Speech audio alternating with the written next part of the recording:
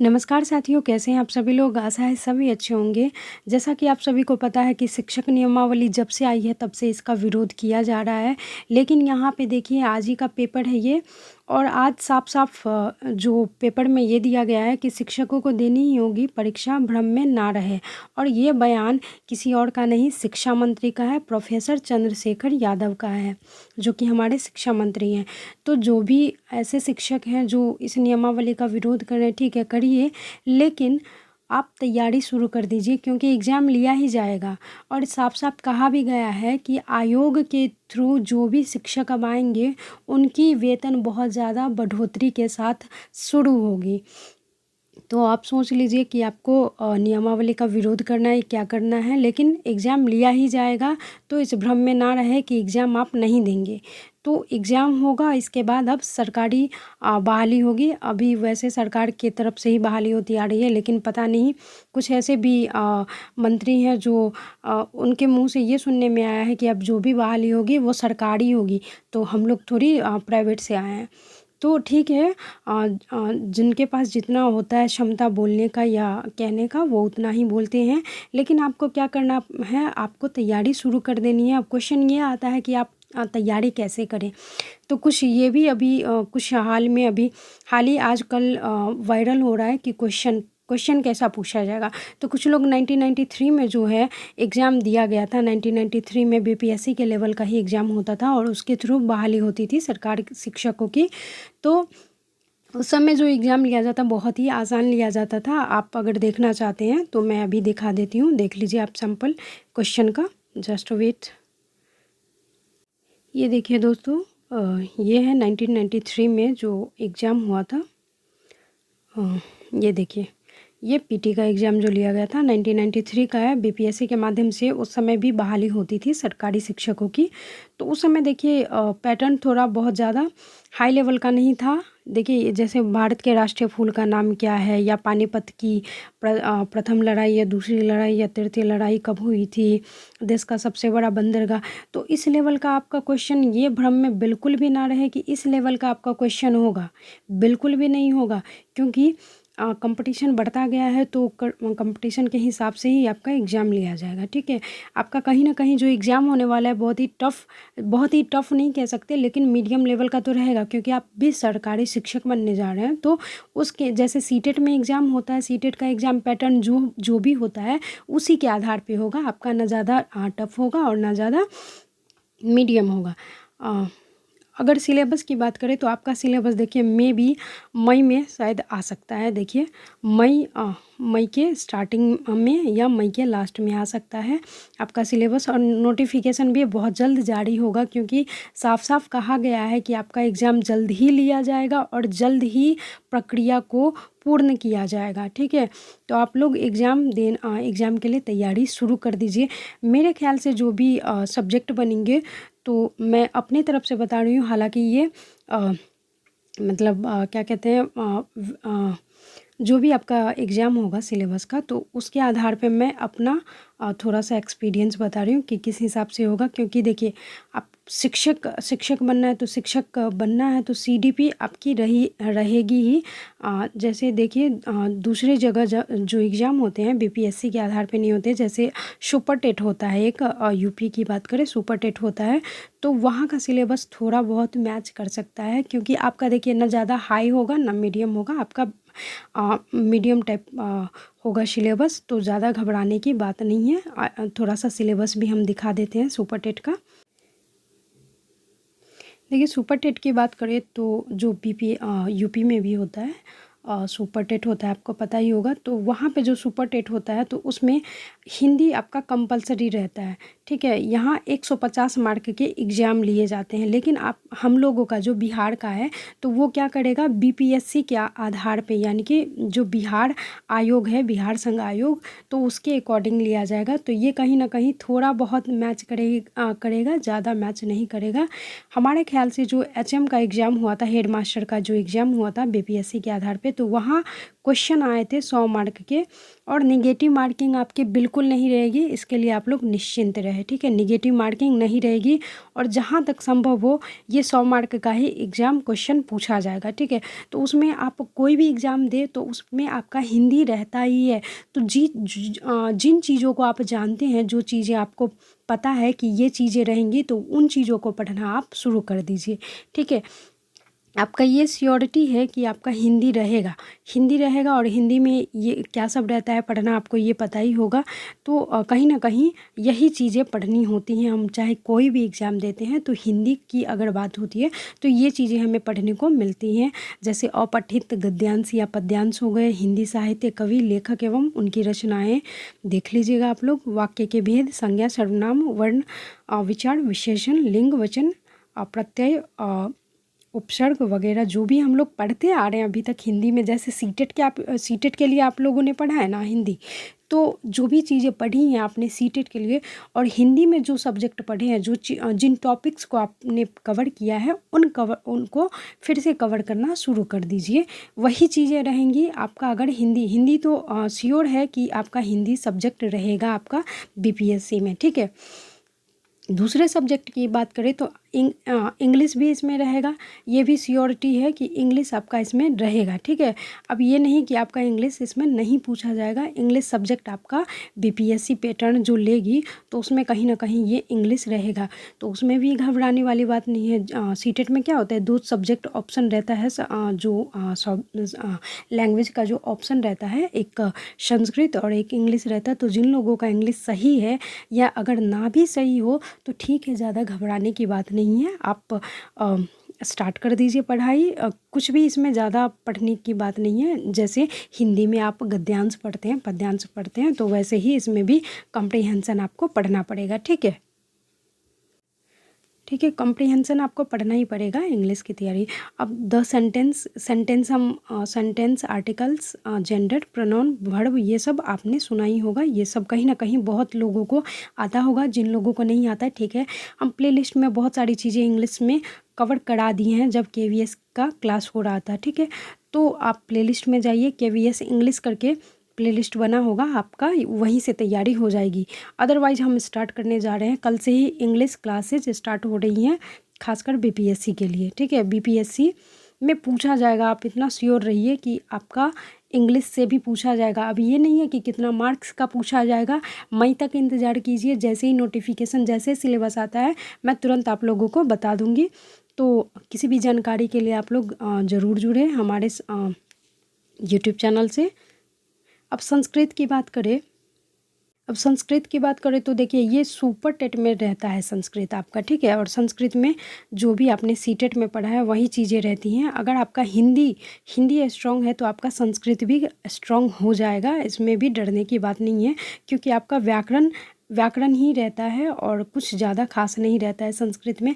लेकिन जो बीपीएससी का एग्ज़ाम होगा इसमें शायद संस्कृत ना रहे, क्योंकि आपका जो बीपीएससी एचएम का एग्ज़ाम हुआ था तो उसमें संस्कृत स्किप किया गया था। तो इसीलिए मैं बता रही हूँ कि ये आपको संस्कृत देखने की आवश्यकता नहीं पड़ेगी, आप हिंदी देखिए, इंग्लिश देखिए, ठीक है। 2 सब्जेक्ट पहले कवर कीजिए। आगे चलते हैं। देखिए, हाँ, विज्ञान में रह सकता है।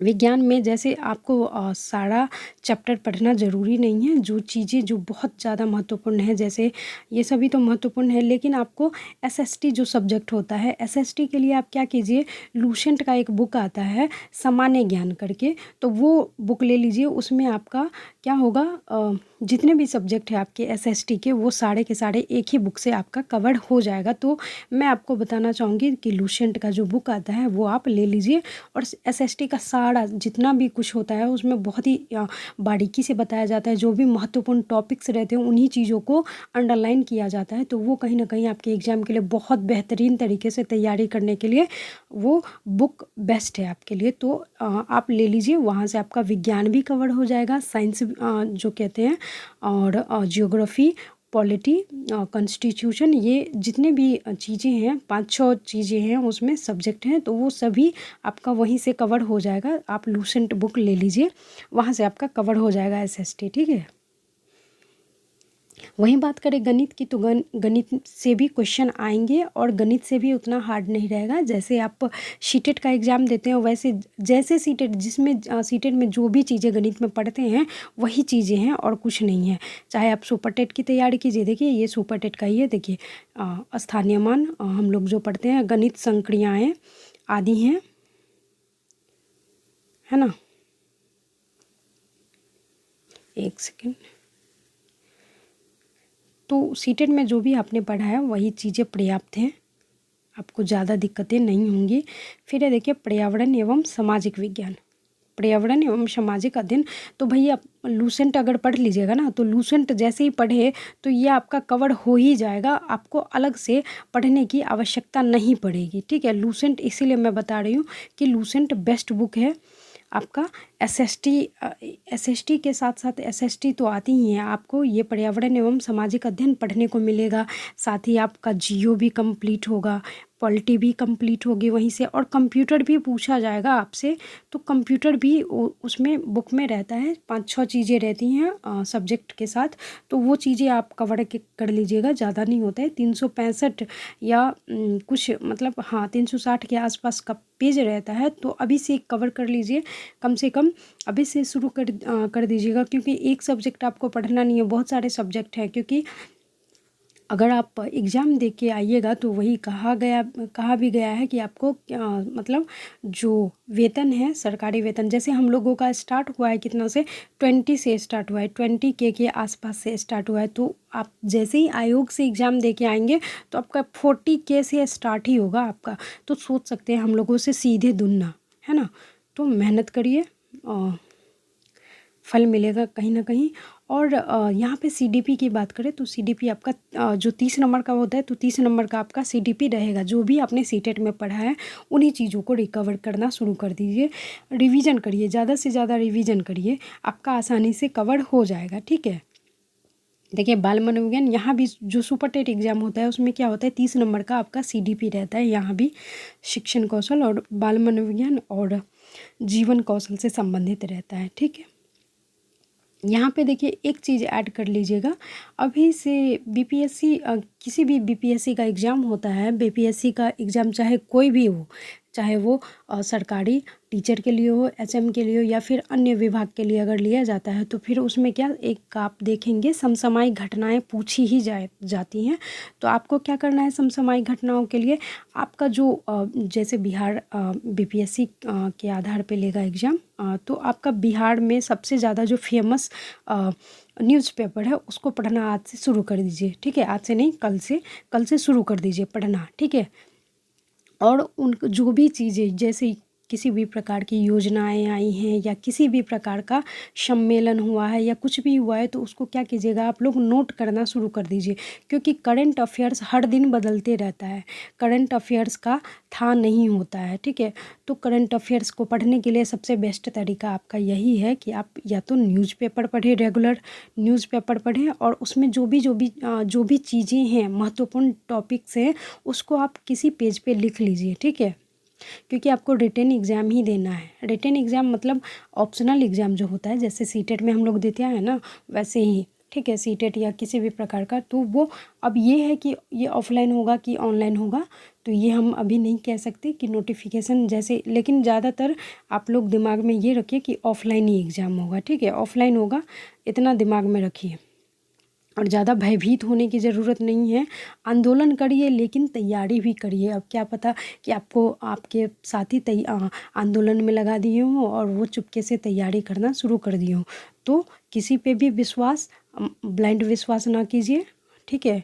तो अपनी तैयारी धीरे धीरे शुरू कर दीजिए, और जब भी एग्ज़ाम हो, ठीक है, एग्ज़ाम दे दीजिए। आपकी तैयारी कम से कम शुरू होनी चाहिए, अब अभी नहीं तो कभी नहीं, क्योंकि नोटिफिकेशन जल्द ही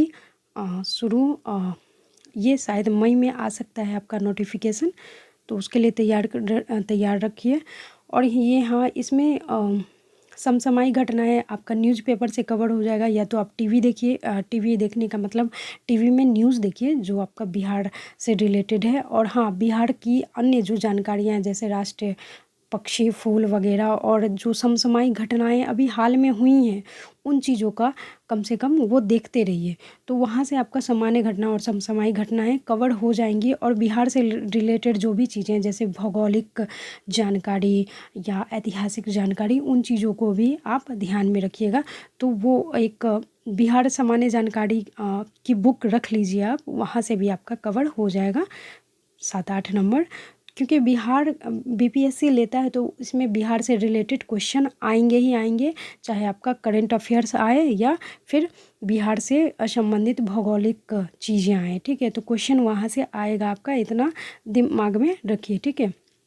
अब बढ़ते हैं अगला क्या है, तार्किक ज्ञान। ये भी आपका रीजनिंग भी पूछा जाएगा। रीजनिंग कहीं ना कहीं 2 से 4 नंबर का आपका रीजनिंग आएगा, ठीक है। तो इसको ध्यान रखिएगा। और रही बात आईसीटी की, तो आईसीटी जो कंप्यूटर हम बोल दिए हैं, तो उसमें आप लूसेंट का बुक देखिएगा, तो उससे आपका कवर हो जाएगा, ज़्यादा घबराने की बात नहीं है, ठीक है। तो अभी आपको क्या करना है, ये देखिए जीवन कौशल, ये सीडीपी में ही आ जाता है। अभी आपको जो करना है, क्या करना है आपको, सबसे पहले जो भी आपको पता है कि हाँ हमें क्या पढ़ना है, तो सबसे पहले देखिए एक हिंदी तो आपको हिंदी शुरू कर देनी है, ठीक है। एक हिंदी आपको शुरू कर देनी है। हिंदी आपका सब्जेक्ट, चाहे कोई भी एग्ज़ाम हो तो आपको पता है कि हिंदी से पूछता ही पूछता है, तो हिंदी आपको एक कवर कर देना है, शुरू कर देना है। फिर इंग्लिश भी आपको स्टार्ट करना है, ठीक है।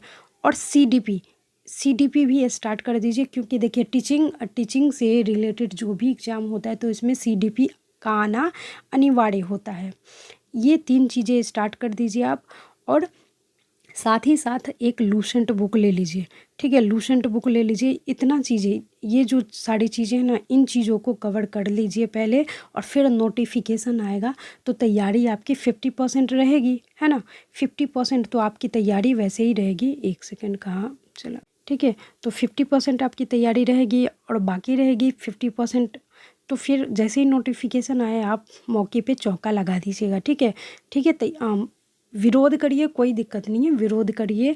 अगर वो सही है विरोध तब, अगर नहीं सही है तो ठीक है, उससे स्किप कीजिए, लेकिन तैयारी शुरू कर दीजिए, क्योंकि कहा गया है कि हर हाल में एग्ज़ाम होगा और तभी आपका बहाली होगा, ठीक है। तो चलिए तैयारी करते रहिए। और वैसे कल से इंग्लिश की स्टार्ट हो रही है क्लास, तो उसमें आप इंग्लिश और हिंदी दोनों की कोशिश करेंगे। और तैयारी आप खुद से बेस्ट होता है, सेल्फ स्टडी, उसको हम ज़्यादा मतलब वो ज़्यादा बेस्ट होता है।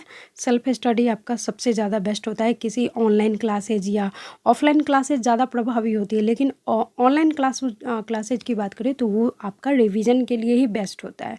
लेकिन सेल्फ स्टडी ज़्यादा से ज़्यादा कीजिए। हाँ, अगर तैयारी नहीं हो रही है तो ठीक है, ऑनलाइन क्लासेज आप देख सकते हैं। वैसे हमसे जुड़े हम सारी जो भी सब्जेक्ट हैं उन चीज़ों को चाहेंगे कि समय रहते कवर करवा लिया जाए।